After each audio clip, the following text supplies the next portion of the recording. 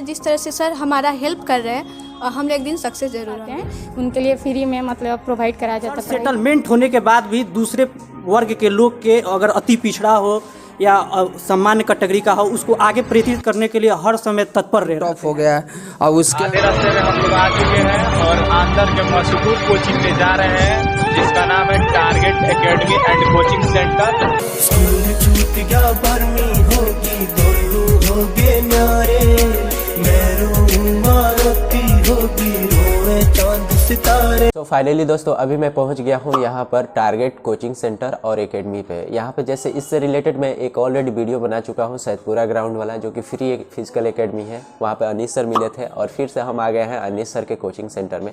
यहाँ अनीस सर से बात करेंगे कि ये कैसे कोचिंग सेंटर अपना चलाते हैं और किस तरह से बच्चों को पढ़ाते हैं और कौन कौन सी चीज़ों को कॉम्पिटिशन लेवल का तैयारी कराते हैं। बोलिए। आपको बहुत बहुत शुभकामनाएं कि आप यहाँ पे आए। जय हिंद।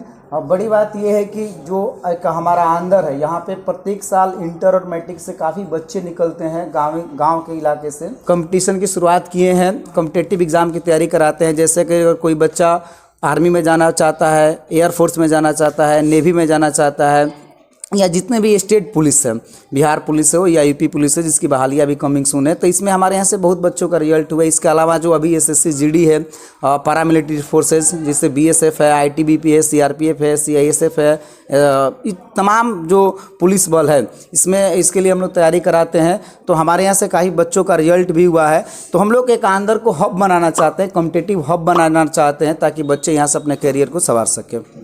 और हमारे यहाँ से बच्चे बहुत सफल हुए हैं। बिहार पुलिस में लगभग 3-4 लड़कियों का रिजल्ट हुआ है। आपका असम राइफल्स में हुआ है, बीएसएफ में हुआ है। इस बार आर्मी में 4 बच्चों का रिजल्ट हुआ है। अभी बिहार पुलिस में एक लड़की का और रिजल्ट मेरिट बनने वाला है। और एसएससी जीडी में हमारे यहाँ से इस बार लगभग 10+ रिजल्ट होने की संभावना है, जो लोग बेहतर तैयारी किए थे। बहुत अच्छा सर, आप अपना थोड़ा सा एकेडमी दिखा सकते हैं जहाँ पर बच्चों को पढ़ाते हैं। एकेडमी दिखाते हैं जहाँ पर बच्चे तैयारी करते हैं। बाकी आप बच्चों से फीडबैक ले सकते हैं कि हम लोग कैसे तैयारी कराते हैं, कैसे मैथ्स कराते हैं, रीजनिंग कराते हैं, बाकी प्रैक्टिस कैसे कराते हैं। ओके, तो चलिए गाइज हम लोग चलते हैं, देखते हैं।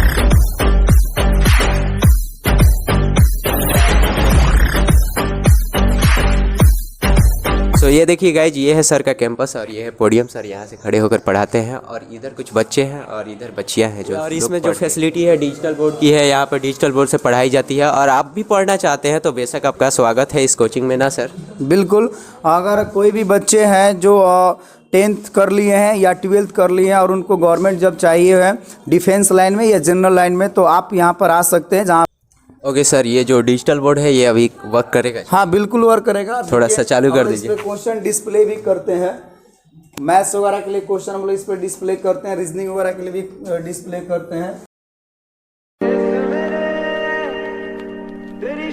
इधर कुछ बच्चे बैठे हैं और इन लोगों से हम बात करते हैं कि अभी कौन से चीज़ का कौन सा सब्जेक्ट पढ़ाई चल रहा था। तो यहाँ पे एक मित्र हैं जो बोलेंगे कुछ। बताइए, अभी कौन सा चैप्टर पढ़ाई हो रहा था? अभी मैथ पढ़ाई हो रहा था। और आप मैथ में अभी परसेंटेज। अब लड़कियों में हम बात करेंगे जो टारगेट फिजिकल एकेडमी है, तो इसमें किस तरह का पढ़ाई होता है। तो अब हम जानेंगे गौसिया से। बोलिए गौसिया, इसमें किस तरह की पढ़ाई होती है? इसमें सर हमारे लिए बहुत सारी सुविधा उपलब्ध कराए हैं। जैसे ये देखिए डिजिटल बोर्ड, ओके, ये स्मार्ट क्लास चलता है। और जब मैं यहाँ पे आई थी तो इंग्लिश का क्लास नहीं हो रहा था, तो मैं सर से बहुत बार बोली कि सर इंग्लिश नहीं हो रहा है, मेरा इंग्लिश में प्रॉब्लम हो रहा है। तो सर हमारे लिए इंग्लिश के टीचर स्पेशल हम सबके लिए एक इंग्लिश के टीचर रख दिए जो हम लोग को बहुत अच्छी तरह से पढ़ाते हैं। और हमें यकीन है जिस तरह से सर हमारा हेल्प कर रहे हैं हम एक दिन सक्सेस। तो अब मैं बसंती से बात करने जा रहा हूँ, जिनको आप पहले से ही जानते हैं, जो बसंती बीएसएफ पहले से क्वालिफाई कर चुकी हैं। तो बसंती कुछ बोलेंगी फिजिकल टारगेट एकेडमी के बारे में और यहाँ के जो पढ़ाई हैं रूल्स रेगुलेशन उसके बारे में बोलिए। सर यहाँ का जो भी पढ़ाई रेगुलेशन रूल्स हैं, आप देख ही रहे हैं कि डिजिटल बोर्ड है। डिजिटल बोर्ड के तहत हम लोग का मैथ का क्वेश्चन कराया जाता है, सेट भी लगवाया जाता है अच्छी तरह से। सबसे पहले तो यहाँ मैथ की क्लास चलता है। मैथ की क्लास ओवर होने के बाद से रीजनिंग क्लास चलता है और जीके जीएस के चलता है। धीरेन्द्र सर आते हैं, वो भी जीके जीएस और रीजनिंग कराते हैं। साइंस का क्लास चलता है। उसके बाद से इंग्लिश चलता है, हिंदी चलता है। उसके बाद से अगर ओवरऑल जो बच्चे रहते हैं उनका सेट लगाना लगता है। एसएससी जीडी था तो 2-3 बजे तक हम हम लोग का सेट लगता था। सबसे बड़ी बात ये इस कैंपस का बड़ी बात ये है कि जो बच्चे हैं गरीब घर से आते हैं उनके लिए मतलब यहाँ जो भी है पैसा हम नहीं दे पाते हैं, उनके लिए फ्री में मतलब प्रोवाइड कराया जाता है पढ़ाई, जो भी है सर के द्वारा अच्छे से उनको कृष्णा मतलब सिंह से, जो कि इस टारगेट फिजिकल एकेडमी और कोचिंग सेंटर के सबसे होनहार छात्र हैं, और इनसे हम जानेंगे इस कोचिंग के बारे में, और साथ ही साथ इनसे हम लोग इंग्लिश के रिलेटेड कुछ क्वेश्चन करेंगे। तो सबसे पहले आप कोचिंग के बारे में बताइए।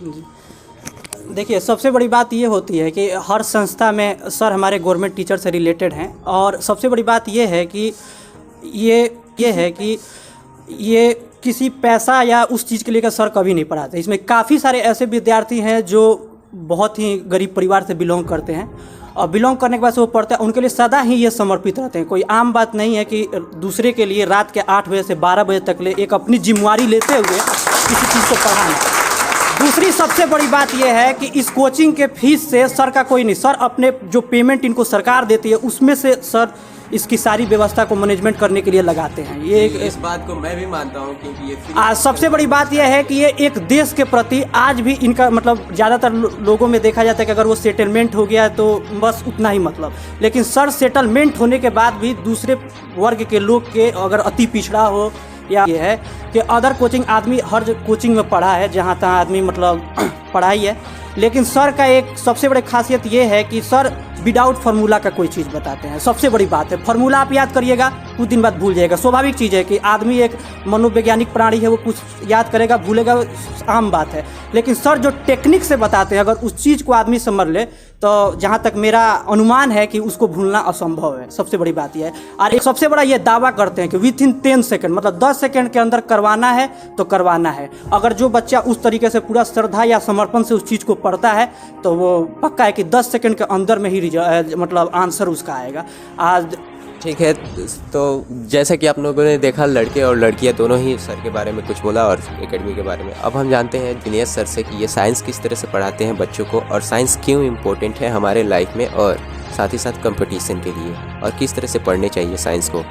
और यहाँ पर देखा जा रहा है कि आजकल हर एग्जाम में साइंस का महत्व बहुत बढ़ गया है। हालांकि ऐसा नहीं था कि पहले नहीं था, पहले था, लेकिन बहुत ही नॉर्मल क्वेश्चन पूछा जाता, लेकिन आजकल हमारे देखने से हर एग्ज़ाम टॉप हो गया है। और उसके अनुसार वो आपका मैथ हो या रीजनिंग हो, जो भी हो, सब लेवल पकड़ चुका है। तो जहाँ तक साइंस की बात है, तुम साइंस में देखते हैं कि अगर कोई भी स्टूडेंट है, इस पर देखा जाता है कि जो लड़के 9th 10th, चूँकि हम लोग के पास 10th या 12th के बाद जो लड़का वही हम लोग के पास आ पाते हैं, और उसके बाद देखा जाता है कि इन लोग का बेसिक बहुत कमज़ोर रहता है। इसका सबसे बड़ी वजह है कि लोग यहाँ पे 9th क्लास को उतना वैल्यूएशन नहीं दे पाते हैं। और जबकि देखा जाए तो किसी भी कंपटीशन का हमारे अनुसार अगर उस स्टूडेंट का 9th क्लास 10th क्लास और 12th क्लास का भी थोड़ा हल्का फुल्का नॉलेज हो तो उसका साइंस बहुत अच्छा हो सकता है। सो फाइनली दोस्तों, आप लोगों ने देखा अनीस सर, और यहाँ पे जो अनीस सर हैं बहुत ही कम एज में और अच्छे टीचर हैं, और सरकारी नौकरी के साथ साथ यहाँ पे गाइड करते हैं, बच्चों को मोटिवेट करते हैं कैसे पढ़ते हैं, और यहाँ पे कंपटीशन की तैयारी कराई जाती है। और आपको भी यदि करना है तो आप यहाँ से आकर कंपटीशन की तैयारी कर सकते हैं। तो यहाँ पे हम इस वीडियो को करते हैं ख़त्म। सो बाय बाय। तेरी सारी विश पुगा दूंगा, तू जो मांगे बोला।